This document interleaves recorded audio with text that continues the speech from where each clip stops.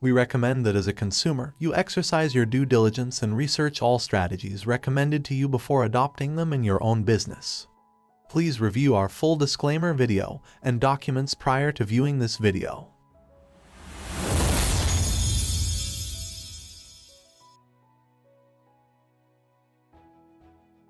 In this video, we will be covering the planning and scheduling workflow and why we have one.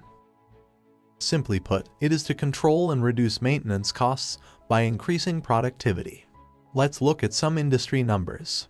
The numbers may vary from one industry to another, but the message is clear. When you plan your work properly, it reduces safety hazards, increases efficiency, and saves you time and money. Your tradesman wrench time is commonly thought to be around 80% or so. The study shows the actual industry average is only between 25 and 35%. If you're improving from 35% up to 55%, then the tradesman wrench time is a 57% improvement. By doing the math, if you have 30 tradesmen multiplied by the improvement formula, this will increase your wrench hours to equal 47 tradesmen, which is basically giving you 17 free tradesmen. Now, if you're improving from 25% up to 50%, that is the equivalent of doubling your workforce. That would equals 30 free tradesmen. You can see the formula below. Let us look at a straightforward version of a maintenance work control flowchart, or sometimes referred to as the maintenance playbook. Companies or sites will differ, but most businesses around the world will have a documented maintenance strategy. What is the Identify section in the workflow? Identify is where anyone on the site who has seen or who has witnessed some form of hazard or asset deficiency, they now become responsible to report and document it, so that it can be corrected. It doesn't matter what your job or your title is, every employee or visitor on site is accountable to report and document any findings. It could also be something that is new that someone wants, or an improvement to an existing asset or system. The correct way of documenting what you have found or want is to report it by entering a work request into the computerized maintenance management system. Visitors will report their findings to their contact person, who will then enter a work request for them. Your CMMS program is the only official software utilized by the company to request work from your maintenance department. In your maintenance workflow, the requester enters a work request which then goes to the approver. The approver will either approve the request or they will reject it. If they reject it, they would send an email to the requester with an explanation as why. If they approve it, then they will decide on what type of request it should be. It can be of either a routine or capital type. Once it is approved, the work request automatically enters into the work order planning process. Planning starts when an approved work request is converted into a work order. Before a work request is first converted into a work order, the information on the work request is validated by the planner. The planner starts by understanding what work is being requested, and then they will make a quick determination of the job duration and costs. They will then decide on what type of a work order it should be, either a minor unplanned work order or a routine work order. A minor unplanned work is defined as a small job of less than 2 hours in duration and is less than $200, and no shutdown is required and is of repair work only. If it meets the criteria of a small job, then the planner will make it into a minor unplanned work order. However, if it does not meet the criteria of a small job, then the planner will make it into a routine work order. In making a routine work order, the planner will first check for any repetitive job plans or pre-planned procedures, as well as the asset history to see if this job was done before.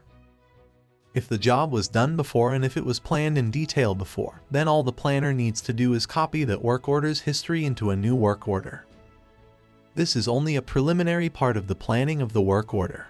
The job will still need to be scoped out to verify that the work order information copied is valid for that job before the planning is considered complete and the work order status is changed to ready. If there is no history of the work being done before, then the planner will do minimal planning on the work order to start with. The work order is now part of the work order backlog. The work order will remain in the default in planning status until the work order has been selected to make ready by the operations and maintenance planning meeting. The Tuesday's planning meeting, held by the operations and maintenance department of the area. The inputs for the meeting include 1. Any carryover work from previous week. 2. Any new operational priorities. 3. Any new maintenance priorities. 4. Any grade changes planned for next week.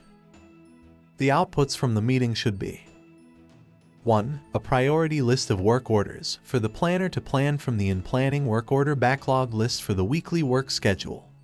2. A priority list of work orders for planner to plan for the next shutdown. 3. A priority list of planned work orders for planner to make ready for scheduling for the next weekly schedule. 4. The preliminary work order schedule for next week. The selection of work orders should be made using the work order report located on your shared drive in the Impact Disaster Recovery file. This report uses a calculated priority code which is more accurate than the single code on the work order in the Impact program. As the planner begins to plan the work order, the first step is to scope out the job site to determine what parts, materials, tools, equipment, or resources are needed to do the work. The work order should also contain a full list of parts that are available on site for that asset, should they be needed. The planner will add step instructions to the work order. These steps should be in sequence. Step 1 should begin with and include any safety hazards or permits required or special protective clothing or respirators. Step 2 should include any specialty tools, equipment, rigging as required for the job. Step 3 should include any prep work for the job, or it should make reference to a sub-work order that is covering any prep work for the job. Shutdown prep work that is done on the weekly work schedule should be made on a sub-work order so that the costs of that work are not added into the shutdown costs. Continue to enter the task steps in the sequence of what is next to perform. Step 4 up to the last step should be in sequence of work performed. Include steps for each different tradesman and operations personnel with how many people and how long it will take. The last step should have reference to clean up the work site, return any unused materials or neutralize cores to stores, and return the documentation back to the supervisor with feedback information. Steps that have made references to any manuals, drawings, or sketches should also include where these items are located, or they should be included as part of the work order package. Steps that are just showing information only and you do not want them to show up on a work list or schedule, all you need to do is close the step on the work order. Those steps will still print on the work order that is given out to the workers. The planner will add any parts, materials, or any direct requisitions that may be required to do the work by using page 4 of the work order. They will also include the bill of materials list of available parts on site for that asset. This is done in case the tradesman doing the work may require extra parts. The requested quantity for the asset bill of material list on the work order would be at 0. The planner will enlist the aid of the maintenance supervisor or tradesman as needed when scoping out the job requirements. Important information.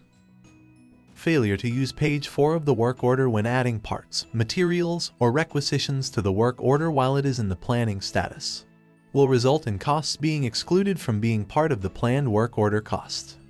Instead, they will show as an actual cost. However, you can progress the work order status back to in planning to add any new costs into the planned costs, but only if it is done using page 4 of the work order and there are no charges posted to the work order. Once you have modified the work order, you would then progress the work order back to ready status to release any new stock issues or requisitions made. Stock issues or requisitions previously released will not be released again. When you are ready to commit to do the work order, you need to progress the work order to the ready status. Once the status is progressed to ready, any stock issues or requisitions will be released for issue or approval based on the date you had entered. If the job scope has changed or modifications are needed to the work order, change the work order status back to in planning and make your changes using the work order only. After the stock issues are made and requisitions are approved and on a purchase order, if there are any part shortages or any vendor delays, then the planner will change the work order status to part shortage.